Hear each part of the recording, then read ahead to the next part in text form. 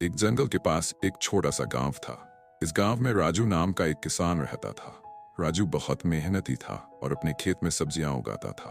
उनके खेत में गाजर, मटर, टमाटर और खीरे जैसी स्वादिष्ट सब्जियां थीं।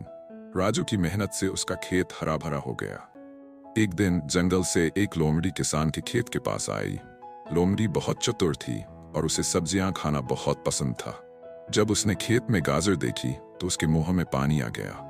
अगर मैं रात में खेत में घुस जाऊं तो मैं ढेर सारी गाजर खा सकता हूं, लोमड़ी ने सोचा। रात के समय लोमड़ी चुपचाप खेत में घुस गई। उसने ढेर सारी गाजरें खाईं और पेट भरकर जंगल वापस चली गई। अगले दिन जब राजू खेत में आया तो उसने देखा कि बहुत सारी गाजरें गायब हैं। राजू को बहुत गुस्सा आया, लेकिन वह समझ गया कि यह किसी जानवर का काम है। राजू ने फैसला किया कि वह लोमड़ी को पकड़ लेगा। उसने खेत के चारों ओर एक मजबूत बाड़ बनाई और एक गड्ढा खोदकर उसे पत्तियों और टहनियों से ढक दिया। राजू ने सोचा कि जब लोमड़ी दोबारा आएगी तो गड्ढे में गिर जाएगी।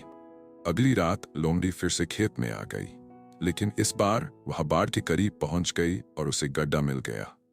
लोमड़ी बहुत होशियार थी। उसने गड्ढा देखा और एक तरफ घूमकर खेत में घुस गई। फिर उसने ढेर सारी गाजरें खाईं और वापस चली गई। सुबह राजू ने देखा तो गाजरें फिर गायब थीं। उसे आश्चर्य हुआ कि लोमड़ी गड्ढे में क्यों नहीं गिरी। तभी राजू ने एक नई तरकीब निकाली। उसने खेत के बीच में एक बड़ा बक्सा रखा और उसमें शहद डाल दिया। शहद की गंध ने लोमड़ी को आकर्षित किया। जब लोमड़ी ने शहद को सूंघा और डिब्बे के पास पहुंची तो उसने सोचा यह बहुत स्वादिष्ट है। लोमड़ी ने डिब्बे में मुंह डाला, लेकिन जैसे ही उसने शहद चाटा, डिब्बा पलट गया और लोमड़ी उसमें फंस गई।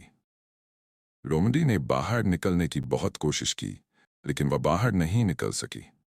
सुबह जब राजू खेत पर आया तो उसने लोमड़ी को डिब्बे में फंसा हुआ देखा।